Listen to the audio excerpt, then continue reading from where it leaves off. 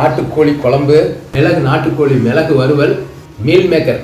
அம்மையா ஒரு சம்பவம் பண்ணியிருக்கோம், அந்த சம்பவத்தை நிறைவேற்ற போகிறோம்.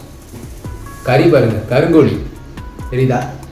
கறியே கருப்பாக இருக்கு பாருங்க, நல்லா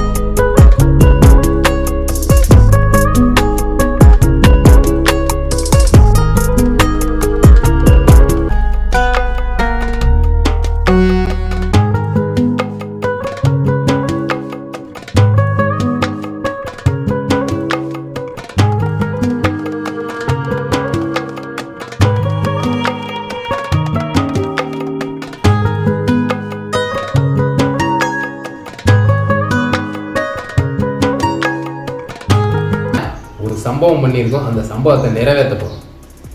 கறி பாருங்க, கருங்கோழி தெரியுதா? கறியே கருப்பாக இருக்கு பாருங்க, நல்ல அருமையான சுவையாக இருக்கும்.